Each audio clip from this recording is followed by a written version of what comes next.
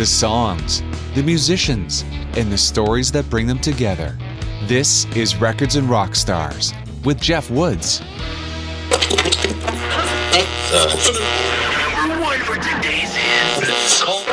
Mobius Radio. The outcast of broadcast.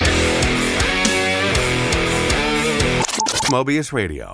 Keep it twisted. Hello, we're back and live on Mobius Radio, your modern-day broadcast outcasts, marrying the way music was with the way music is. We're gonna do it with sounds. We're gonna do it with feelings.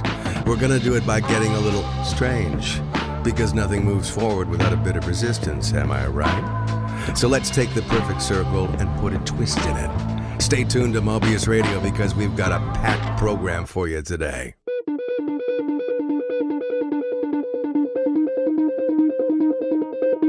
Once upon a time, we called people on the phone to talk. Weird, right? And now we text to make an appointment to talk. Maybe. To get together in person? Right. Good luck with that.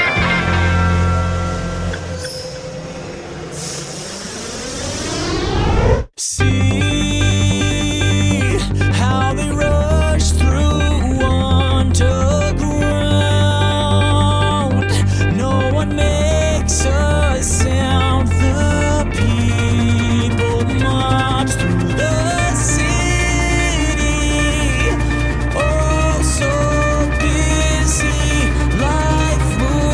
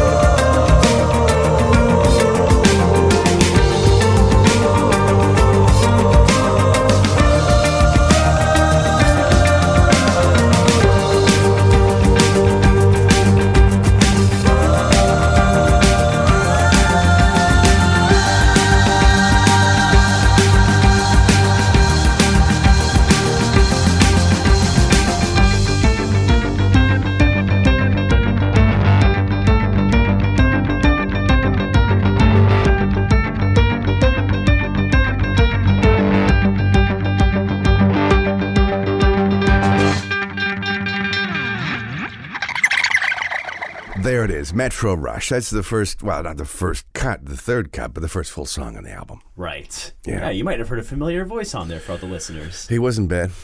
Yeah. Where'd you find him? I'm Jeff Woods. He's Dylan Hennessy. You know what?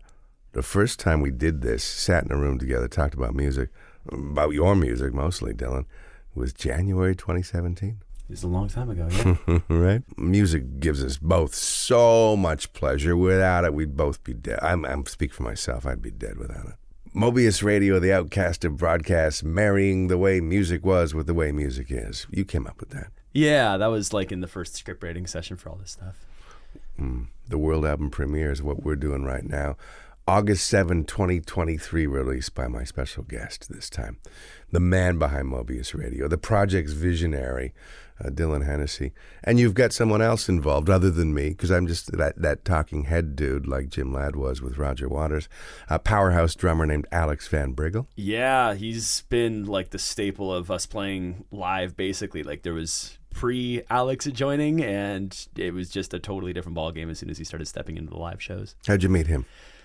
He was the drummer of a handful of bands that I really grew up admiring in Toronto's rock scene. Specifically, he drummed for The Reed Effect and for Rebel Hero, and the band that I really fell in love with was Return for Refund. They were like my favorite Toronto local rock band that I remember going to see and being like, I want to do that.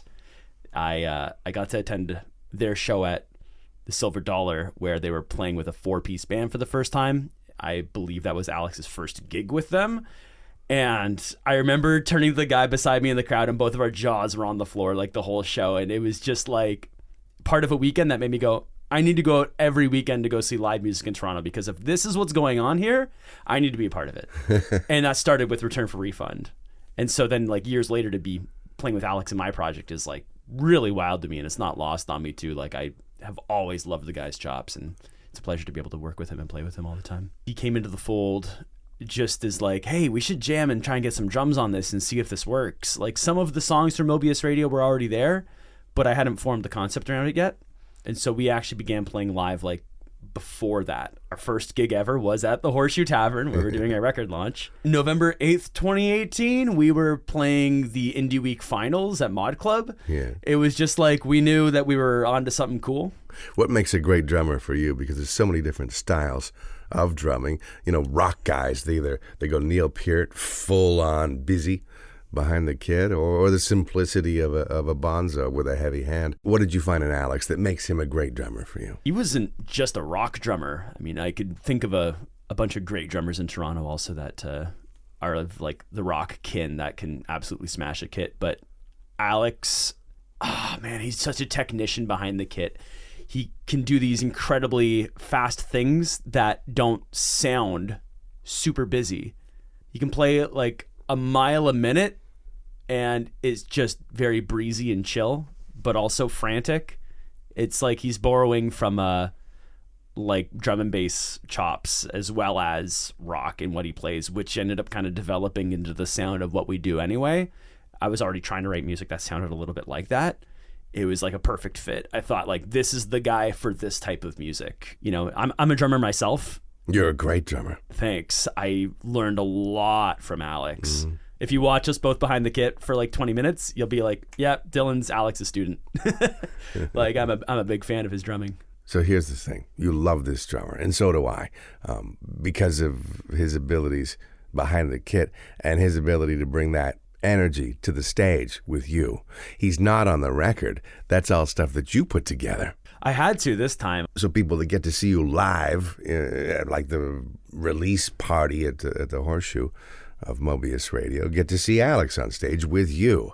Now, the record. So it's not like he's not part of the record, because a lot of the drums were like, we were already playing together before I started chopping away all the demos for the stuff. So tell us about the process then of his influence on the record and you putting the drum parts together. Yeah, because like a lot of that happened over the pandemic and we couldn't get together. And I have an electronic kit and Superior Drummer, which is like a great program for people that are doing studio work at home. So I was just kind of doing a lot of his parts in myself so I could work on this in the meantime. And then toward the end of the production process, we had a day where he came over and he just kind of gave his blessing on all the parts, and he was like, okay, you know what, this little thing here, we got to change that up. Count me in for like 30 seconds. I got to play this part. So there's a little bit of a mix of both of us, actually. It was also for me like a big challenge to see, can I actually do this whole thing on my own? I'm looking forward to pressing play on another cut from the record. It's called Mobius Radio. Talk a bit about Dive. Dive was the first thing that got released during the pandemic, and I had started writing it right before then. But this is probably like one of the two most chill cuts on the record. And it's, I think, well, when you see Alex play this live too, it'll give better context to this, but another perfect example of his ability to be able to play really quick, but also very mellow. It's like a bit ethereal, and I tried to imagine a dubstep song that never drops with acoustic instrumentation that hinted at electronic elements. And then as the studio version came together, added in a little bit of synthesizers as well. And now we got Dive. Here it comes, Dive, Mobius Radio.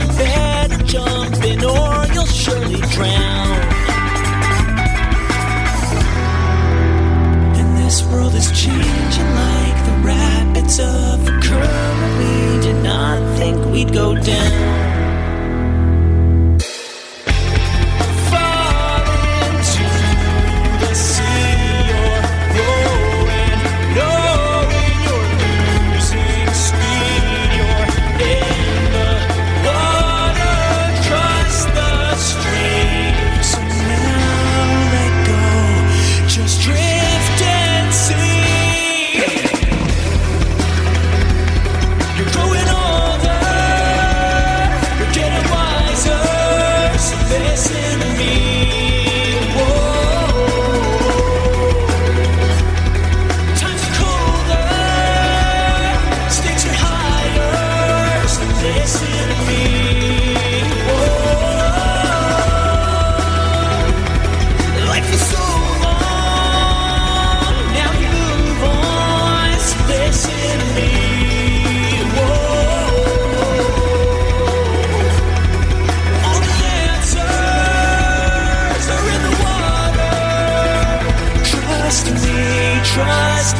they trust me.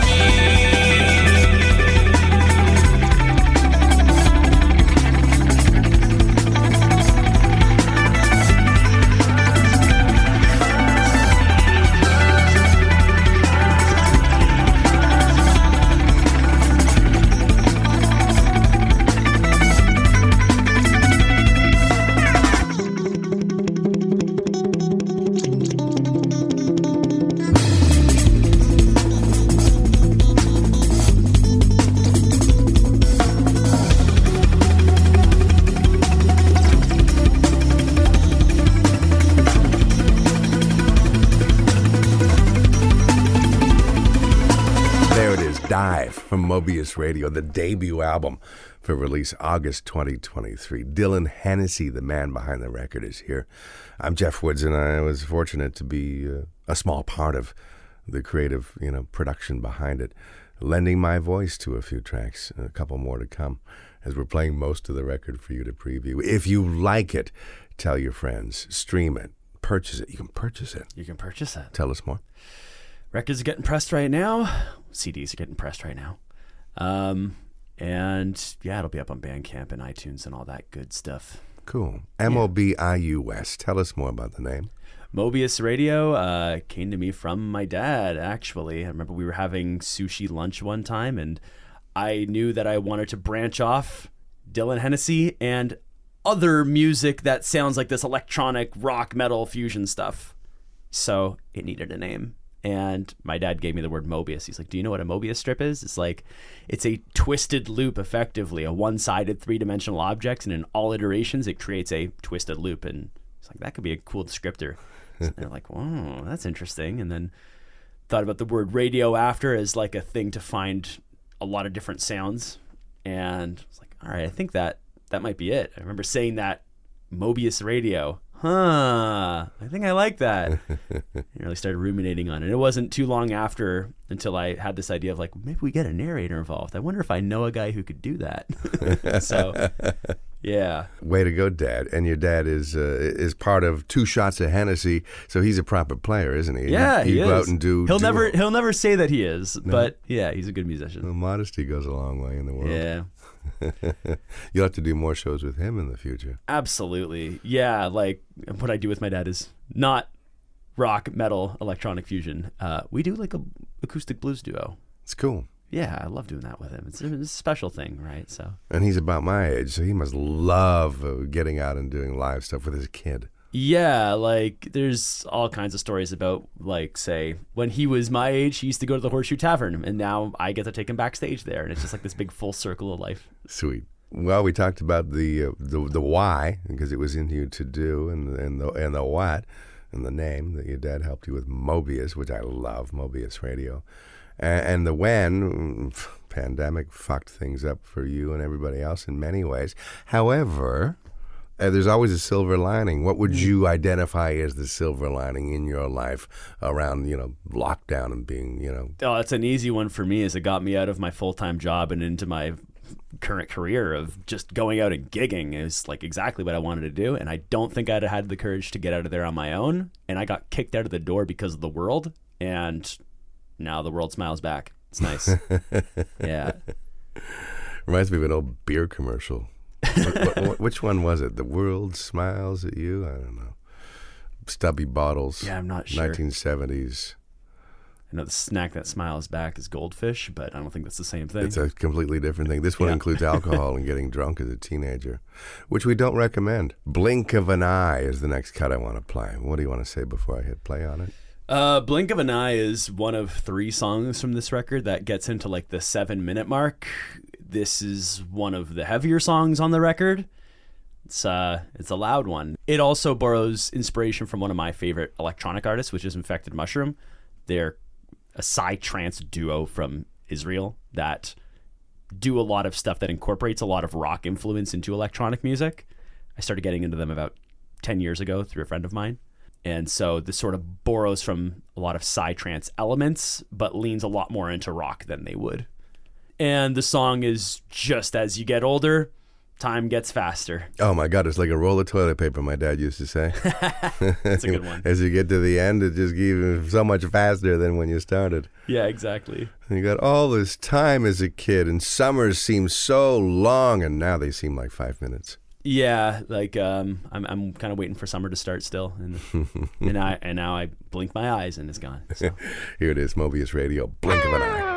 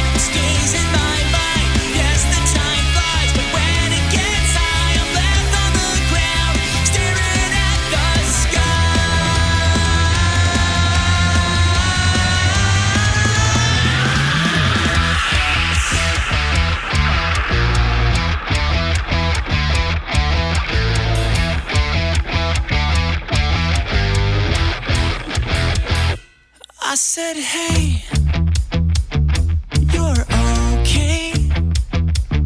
Time's just strange, so rest your soul.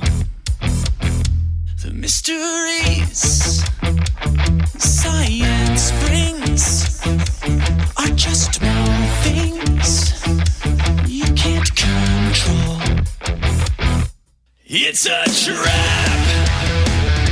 Life gets fast, so don't look back or you'll go down the rabbit hole.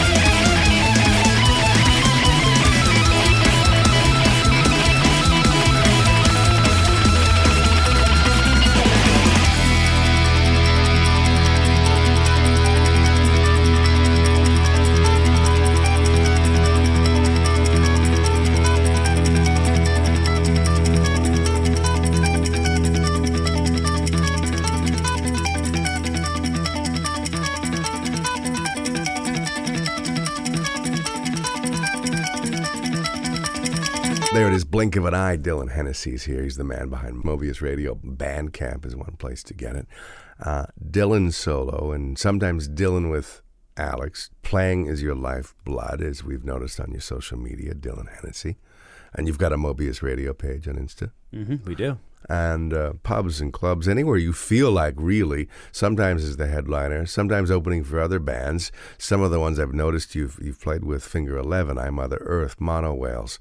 Tell us about your affinity for some of these bands and why.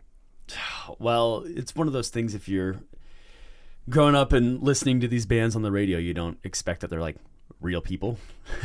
That's true. Well, yeah, and then you find out otherwise. I'm sure like, you get wow. that also from going through a radio career, and like you grow up listening to your favorite chum DJs and then eventually get to meet them. And yeah, radio DJs the same, but certainly rock stars. I mean, I was nervous meeting Mick Jagger, right? Mm-hmm. And he was sweet, and he was funny, and he was fun, and we laughed, and we all put our, as they say, put our pants on one leg at a time. When you meet these people, it's like, yep, they're humans, and there's no reason to be so nervous. There's some people. So Finger 11 were a band you'd heard about, and they've been internationally famous for years. And I'm friends with a few of them in that band, and they're sweethearts. But your first dealings with them found you feeling what? Well, actually, it would have been through Blackie Jacket Jr.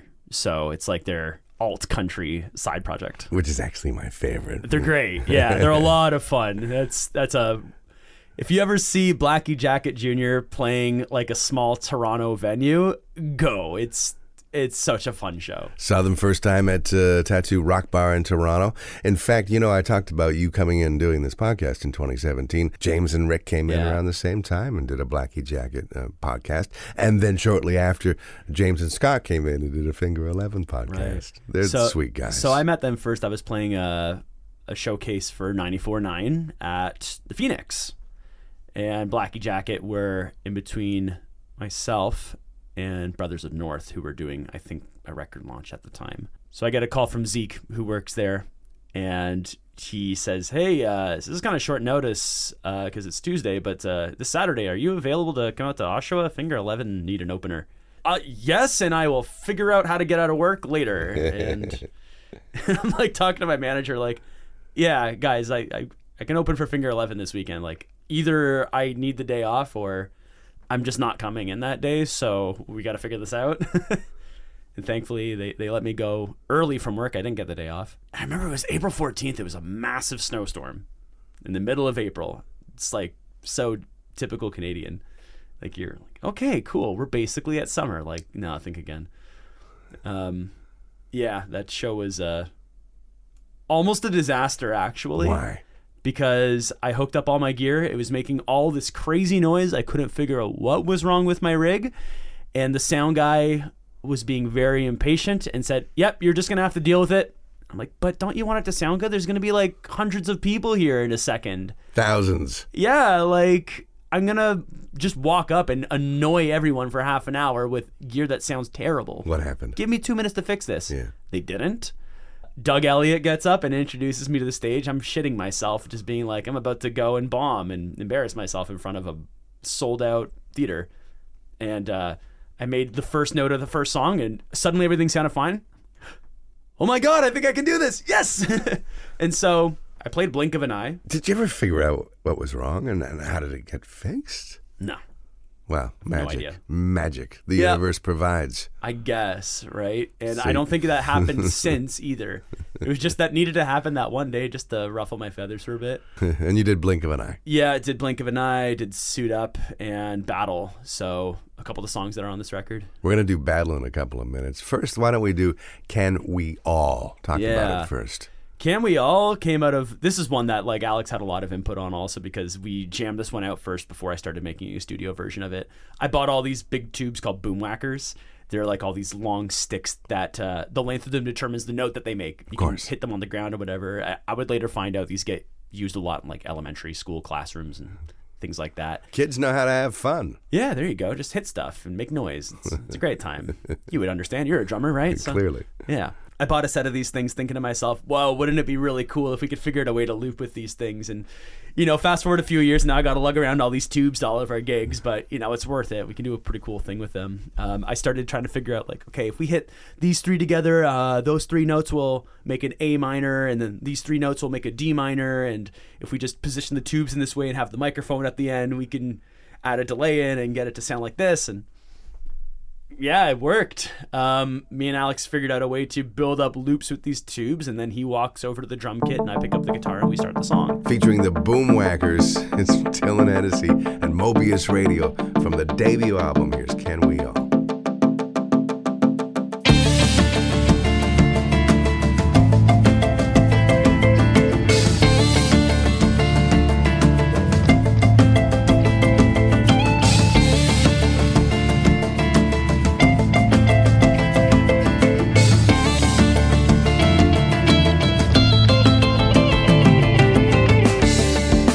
Perspectives separated in a world connected. But when will we all discover how to learn from each other? We are fathers, mothers, sisters, brothers. We are one. So can we all find the truth? Can we all find the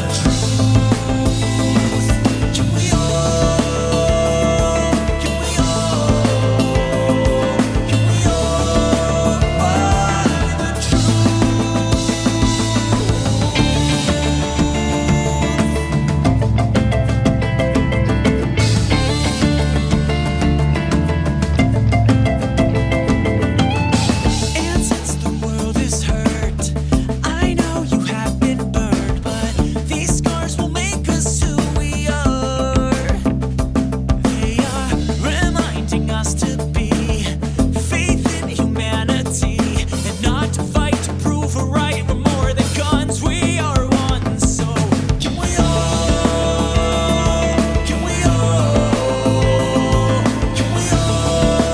find the truth? Can we all find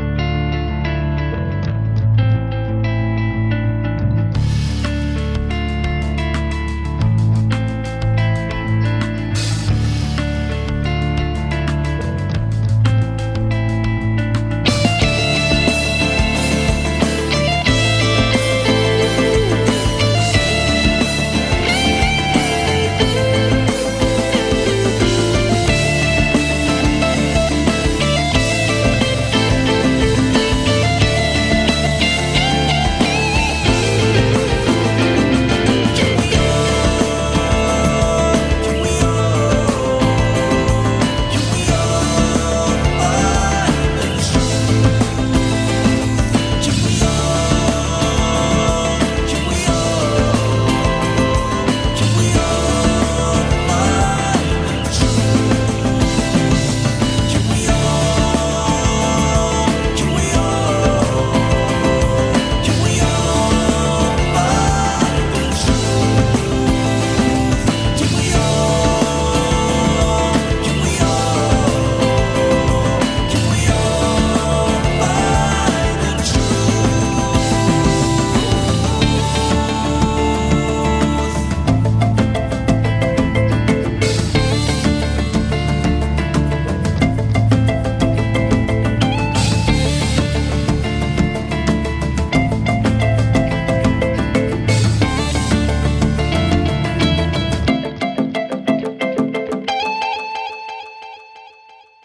There's Can We All? It's Mobius Radio. We'll play a couple more songs still.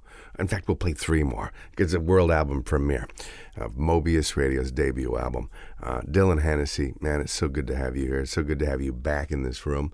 We did some work in here together, didn't we? Yeah, we did. We've been doing some stuff here for the last year or so, and it's nice to see it all kind of reach its culmination. And You're a hell of a great teacher. You're young enough to be my son, and yet I felt like the student with you because of your abilities, not only as a writer of music, but a writer of prose and of poetry and of lyrics, and a technically sound, engineering-minded musician, which a lot of musicians are, and a lot of them aren't. Right. Self-taught or taught through schooling? How did you get to where you are? Combination, I guess. There's people that will go through more formal avenues than I did, but I did take a 1-year independent music production course, and I'm also a radio broadcast graduate from Seneca. So I have a degree in that. I first started learning how to produce in Pro Tools there. I don't use Pro Tools anymore, but it gave me a lot of preliminary knowledge. And then went in for that other course, independent music production, also at Seneca. So that began to give me technical knowledge. A lot of the other technical knowledge I got was from working at Long and McQuaid for a few years. You know, it's a retail job, but you kind of work with a hive mind of people that know a lot. A hive mind, I like that. They hire good talent there. Yeah, it was a great learning opportunity. They should really sponsor this podcast. Right? I really want to pick your brain in a couple of minutes after the song we're about to play about busking, because you've been really in some of the most exotic places in the world, places a lot of us have thought about going and haven't been, but busking is taking you there and back, so we'll get to that. First of all, I want to play one of my favorite tracks from the album, because it's one of the most intense, and I was really fortunate to be able to have a role in it. Talk a bit about Battle. Yeah, Battle is maybe the oldest cut on this record. It's been through a lot. It needed to have a rewrite. It came out of the Mobius Radio repertoire for a couple years and then eventually got slotted back in once it had been rewritten in a way that I felt good about. Because this song started out as Battle of Aleppo, which I wrote this song based on limited knowledge that I had, and I definitely got a lot of details about that conflict wrong, and it was troublesome. And so that got brought to my attention by some people who knew more than me. And it was unfortunate because I always loved the musical side of the song as being like, it's one of my favorite musical pieces that I've written. I didn't know enough about the situation, which actually feeds into The More You Know, which is another song on the record where you think you know that you're an expert on something once you go online and study about it for 4 or 5 hours, right? Suddenly I'm like a qualified expert to talk about like geopolitical situations in the Middle East, and I'm like, I had no idea. It was in over my head, right? So I kind of reformed the song just to be more about terrible atrocities of war in general, which doesn't matter where you are, what side of an argument you stand on. No one should want to see the other side die. It's terrible. That's like the worst thing that it could come to, and unfortunately it's woven into the fabric of society and human evolution. Yeah, well, we're kind of stuck with it. The patriarchy. What's war good for? Nothing. Absolutely nothing. Say it again. Yeah. What's war good for? Fucking nothing. I can't reconcile it. Yeah, it's tough to watch it go on. There's no shortage of songs written about war. It doesn't make it any less terrible that it happens as often as it does. Two of my favorites, Dylan, include War Machine by AC/DC, War Pigs by Black Sabbath, and now Battle by Dylan Hennessy and Mobius Radio, right here on Records and Rockstars.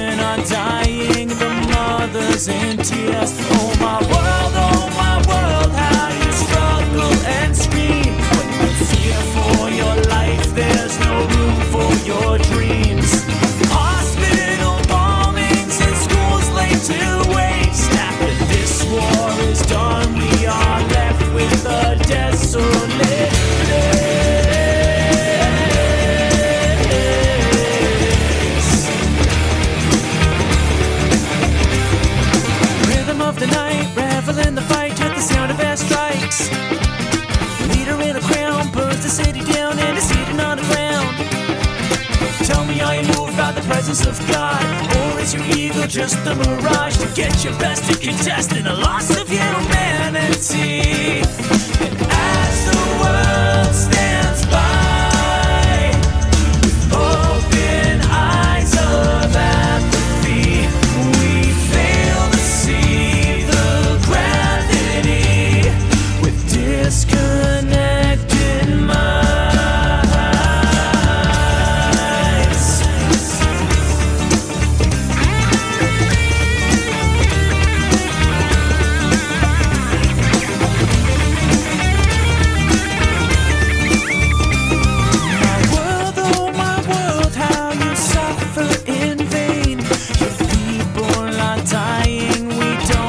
Their names, they're all calling out to the earth to be saved, but we've left them alone to a fate that's their grave. Oh my world, how you're wondering why we seem to be grieving and passing you by.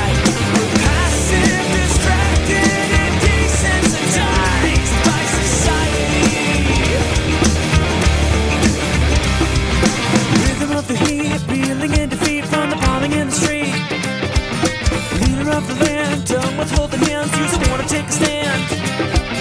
Tell me, can you live with the life that you take?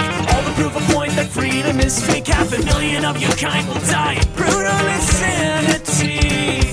And as the world stands by with open eyes of apathy, we fail to see the gravity with disconnected minds.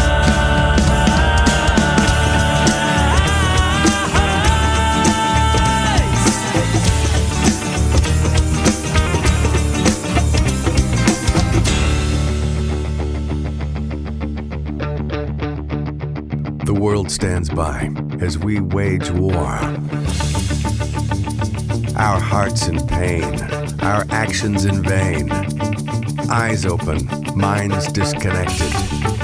It goes on, weaving itself through our history, engraving itself in our nature, and we fail to see the gravity. Is peace beyond our reach? Is history destined to repeat itself? Will we ever come to our senses?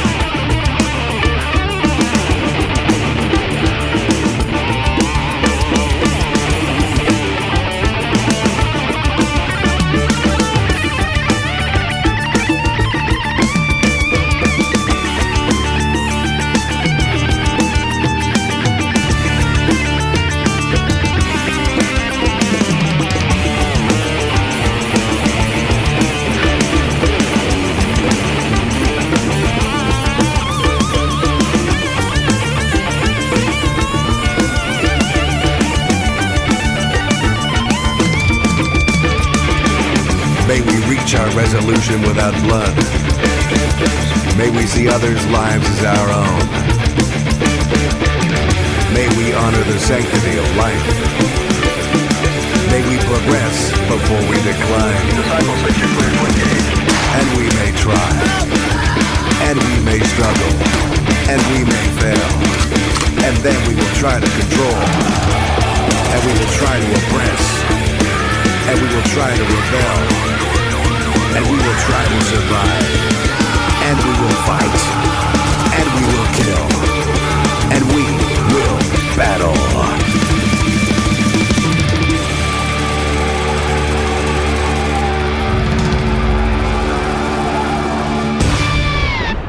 There it is, Battle. Wow. It took some rewrites, and it came out the way it was meant to be. And it was meant to come out on this record, Mobius Radio by Dylan Hennessy. I guess the final piece of that too that got added in during this process of the studio album was your spoken bit at the end. Once I knew that you were going to be doing that, it's like, oh, wouldn't it be cool if on the back end instrumental we had like a spoken word piece, and just being able to have the last word of the song be battle, like your direction on that was second to none. We slaved away over that here in the studio for a while. But you made it happen, so thank you for showing me the light on that. Yeah, you made it happen too. Thank you. It came out great, I think. What a couple of collaborators. Right. You want to collab? Get in the stew. We'll cook up in the stew. You mentioned The More You Know, which is something we'll play in a few minutes, but first let's get to another one after we talk about busking. Yeah. I mentioned some of the places you've been in the world, like Manchester, Israel, Montreal, of course, your home city of Toronto. Tell us about the evolution of your busking, because when you first, I was listening to a podcast with a country artist named Charlie Crockett, and his story about busking was really wonderful in that it made him the man he is today as a musician, as a human being. What did busking do for you, Dylan? Busking is very interesting in that no one asked you to be there, and so you get very honest feedback all the time. You'll know very quickly what things are and aren't working, at least for the average person. It's different if you go to an open mic where people are expecting to hear live music, or even more specific venues, a place like the Bovine Sex Club, for instance, where I go a lot, where you can expect to hear punk or metal when you go in. And if you were to play that on the street, you'd probably alienate 99% of the population. But it doesn't mean that you shouldn't do it necessarily, because you might still find that one person that loves it, as long as it's not a huge disturbance to everybody. Is there a formal way of becoming a busker? You can get a license pretty simply for it in Toronto, but busking licenses, at least in Canada, are handled municipally. So Toronto has different rules than Montreal, which has different rules than Quebec City. And in every city, I'm kind of learning the lay of the land, and it's so different from one place to another. Have you shown up in a city and busked without a license, and how did that go? Yeah, Toronto's the only city I have a license for. Sorry, I got my license for Quebec City this summer, actually. Congratulations. Yeah, thanks. That's fun. You're not supposed to be able to get one if you're not a Quebec resident, so it was it's a fun lineage of events that led to getting that one there. You knew a guy? I met a guy. How long have you had your Toronto busking license? Been getting it renewed annually for at least 6 or 7 years now. What does it cost to get one? $45. Oh, that's great. Yeah, but what do you have to the do? rules are garbage. Tell me more. Yeah, so the rules, for instance, I learned this from a band that I met busking out here years ago called Munizo. They moved here from Japan. They're like good friends of mine and kind of one of the reasons I got into busking so heavily.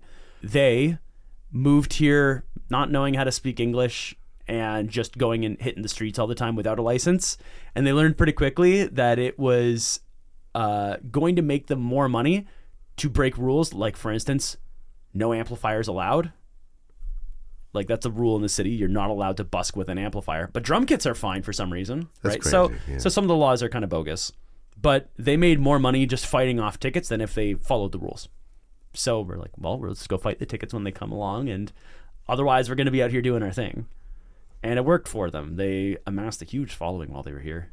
So Menuzo.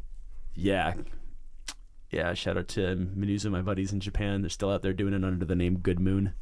Hopefully make my way over to Japan one of these days and go tour with them. You've been to Israel. Yeah, I have. Tell us more about, the impetus for that. Well, actually, the impetus for that kind of ties into the next song I think we're going to get into here, which is the Jake Revival with Dr. Draw. And he's kind of the reason I was able to get over there. Tell us about Dr. Draw. He's been an amazing mentor of mine over the years.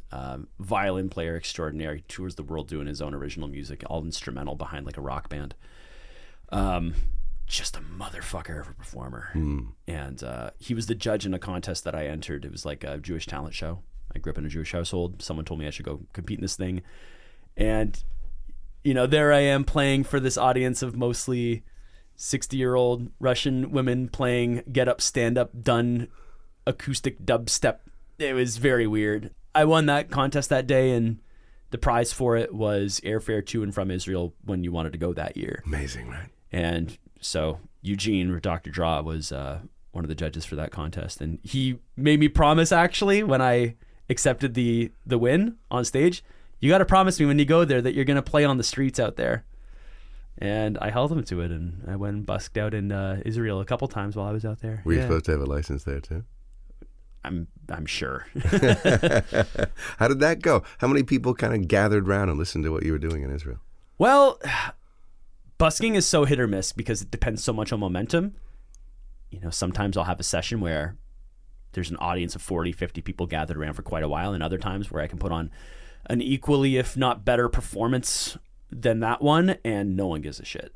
It's a roll of the dice in a lot of ways, and there's so many factors that lead into that you just kind of got to go do it for you. So when I went busking in Israel, that was just with an acoustic guitar. I went out on the street. I probably made like $20, and I just played for doing it to hold my word true to Eugene. And then I went out a second time after I had met another friend out there named Billy, and me and her went busking out by the beach in Tel Aviv for like a few hours, and just acoustic guitars, same sort of deal. It was just like you're doing it for the fun of it. That time there wasn't any huge crowds or anything, just good moments and good memories. What else do you want to say before I press play on this song, the Jake Revival? So the Jake Revival is one of Dr. Draw's songs called Jake. He sent it to me at the beginning of the pandemic and asked if I wanted to try doing a remix of it. And I ended up altering the song so much that it kind of became its own thing. And he went, oh man, this should be a Mobius Radio song. And I'll feature on it. We'll do a music video for it. And that is up on my YouTube page. I think we made a really fun video for the song. That's been up for a couple of years now. And then I asked him, hey, can I include this song as part of the record? He's like, yeah, absolutely. And he's going to be playing the record launch show with us, and hopefully we're going to get to play that song live for the first time too. It's the only instrumental cut from this record. This is for you, Dr. Draw. It's Mobius Radio. Dylan Hennessy, our special guest, the Jake Revival.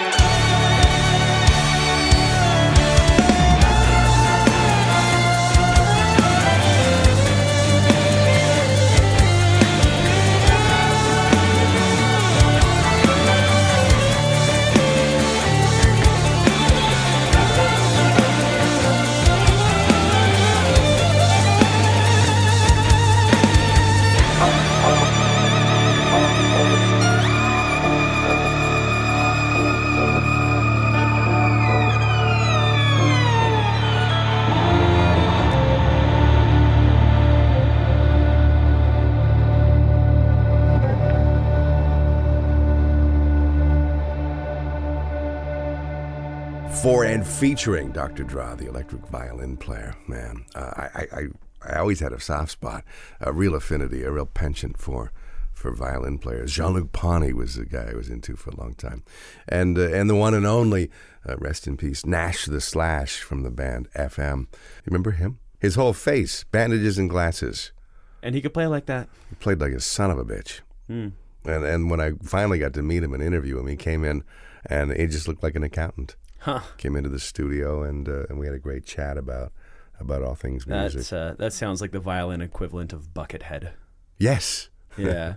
A KFC bucket on your head. Yeah. And couldn't tell you what that guy's face looked like. You'd love Nash the Slash. This is your homework, Dylan.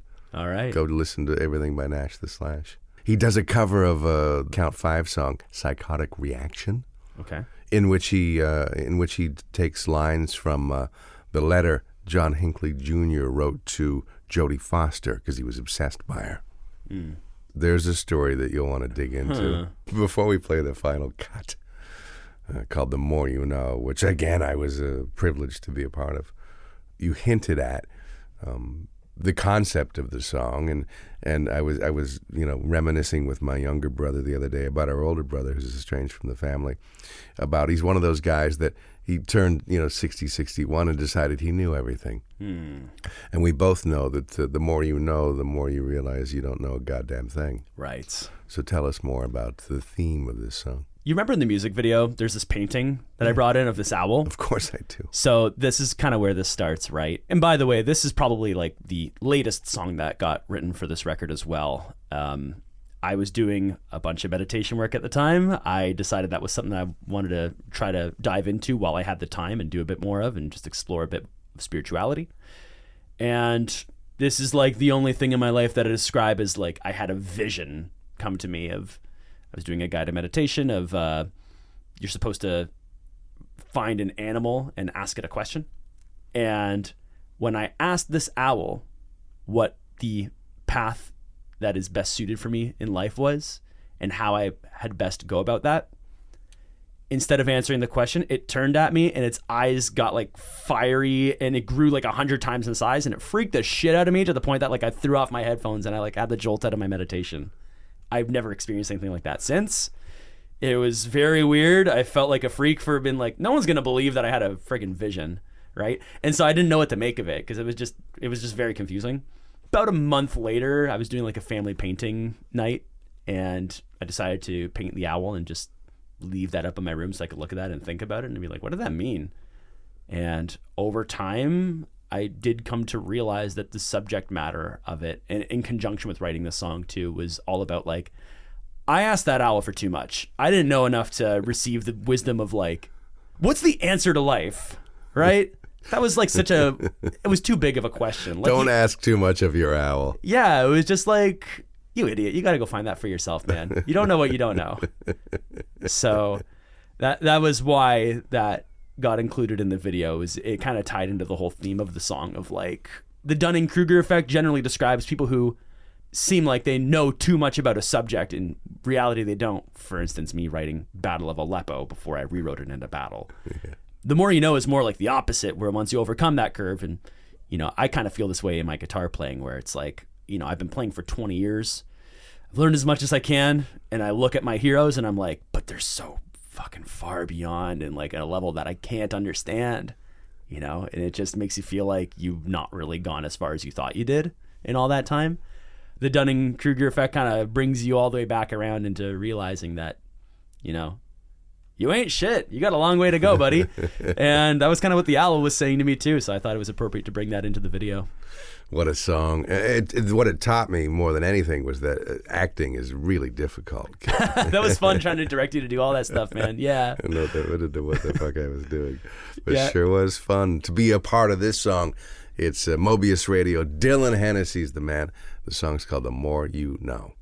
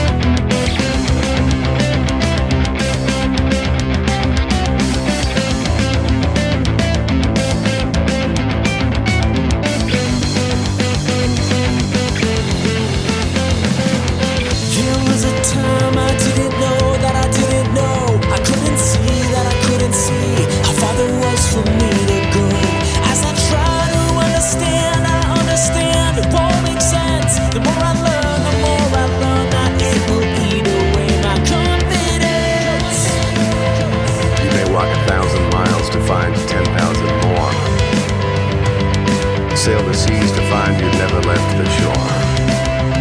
The more you chase, the further it gets, and after all this learning, you will learn there is just one truth to learn.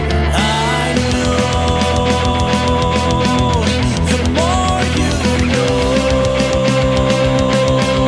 the less you know. The more that you know, you don't know, no, you don't know at all. I know the more you know, the less you know. The more that you know, you don't know, no, you don't know at all.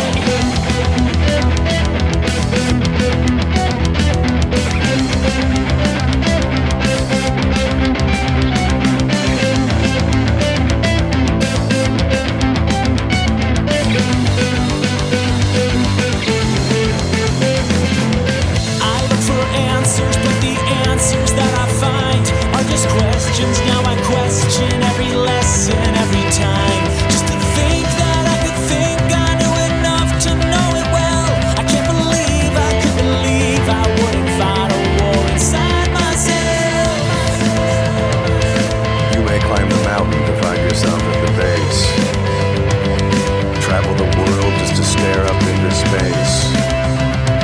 The more you chase, the further it gets, and after all this learning, you will learn there is just one truth to learn. I know the more you know, the less you know. The more that you know, you don't know, no, you don't know at all. I know the more you know, the less you know. The more that you know, you don't know, no, you don't know at all.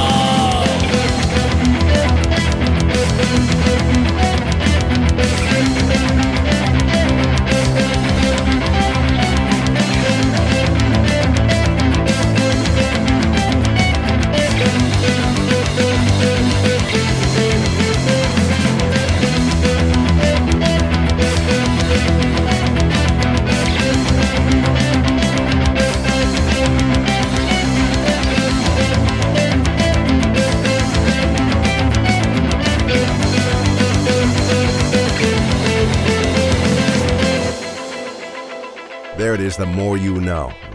There's one more song on the album. And if you're going to start at the start, you better finish at the finish, since it is the world album premiere of Mobius Radio. Before you go, let's play it. And anything else you want to tell us about your feeling and your affinity and your passion for this Mobius Radio project and where it might take you, other than having taken you to the album release August the 16th at the Horseshoe Tavern. If this is being listened to after that date, it was a great show, by the way. Where else do you want Mobius to take you? Well, I mean, this is my first time seeing a full-length record all the way through in my life. I've been producing for a long time and taken all of that experience into trying to make this record. I didn't try to make a record to be a hit record. I tried to make it a good record. And hopefully that came through in the writing and in the production and of it and everything. I had gotten really sick of having these songs vaulted for so long, because some of these songs stretch back like 6-7 years.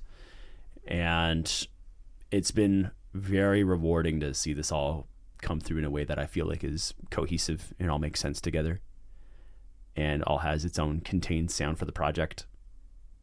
I want to be able to use this as a platform to be able to play this music live in other spaces beyond Toronto, and keep on down that path, see where we can go and see how weird things can get in the future. I mean, this is one aspect of my songwriting. I write in a lot of other styles too, but this is one that I've put a lot of work into and draws on a lot of my favorite influences. Hopefully it resonates with some of you out there, and if it does, follow along for more, please. I also want to just quickly say thank you for getting this process started, because effectively you messaged me sometime last summer and asked, hey, what's going on with Mobius Radio? We should do some more work on this soon. And Did I? went, yeah. I was in Montreal. I remember I was sitting on my friend's porch and I got this message from you. And I was like, oh, man, Jeff wants to do some more work on this? Oh, okay, well, what can we do right now? Because, like, I don't want to pass up working with this guy. So That's sweet. started getting the gears in motion, and it turned into a much bigger thing. And I went, wow, you know what? Maybe it's time to do a record. And so I had already been chopping away all the demos, and I just sort of looked and went, okay, which ones can I get to the finish line? And let's get it done. And just spent the whole winter chopping away, finishing it. And I'm so happy with how it came out. Thank you for being a part of this. Oh, you're so welcome. It sounds so good. I recognized in it something special, and I didn't want you to walk away from it. So many projects get started, so few get finished. So It's well been done. really nice to see this one through to the end. I couldn't have been more proud of it. I want to say thank you for being here again at Wildwood's Blue Studio for the Records and Rockstars podcast. We're going to hit play on the final cut on the album, and we encourage everyone to get out there and stream it and buy it and enjoy it. Yeah, so we'll get into the final track. One of our signature songs is called The Mountain, and this is the song that I would say is kind of the spiritual successor of that. This is Waves of Fate. Dylan Hennessy, everybody, have a great rest of the year and keep playing. Yeah, keep it twisted.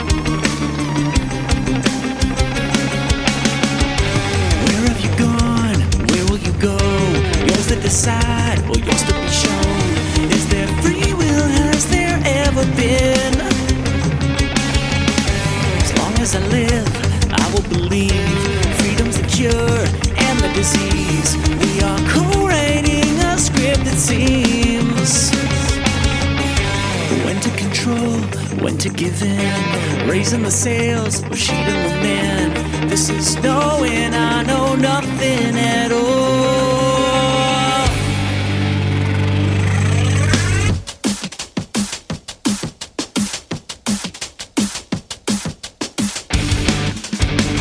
So, what do you want? What you expect?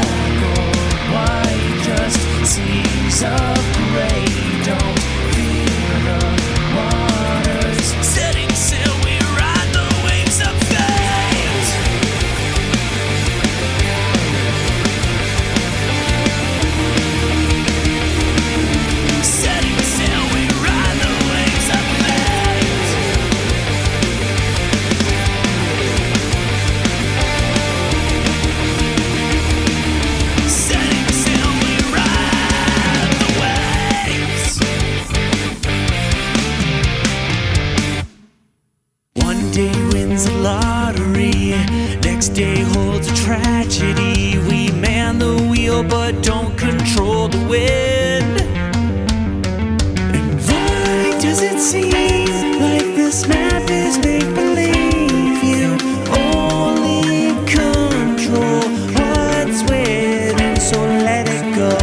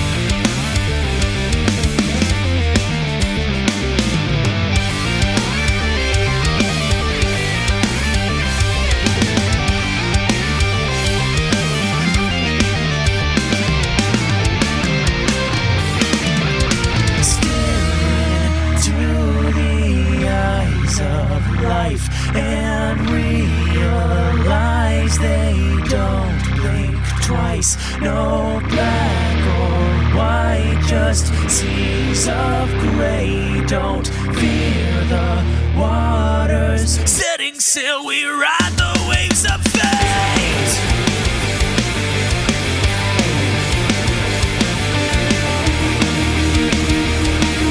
Setting sail, we ride the waves of fate.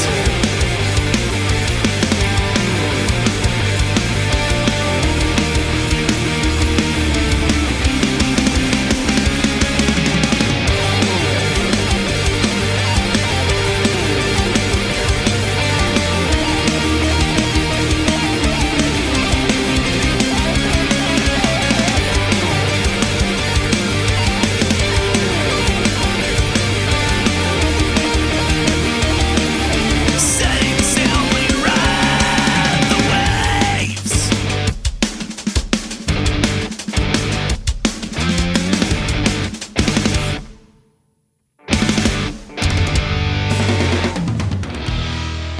The Records and Rockstars radio podcast is available every Thursday. Be sure to subscribe for free through Apple Podcasts, Spotify, Stitcher, or wherever you get your streaming audio so you never miss an episode.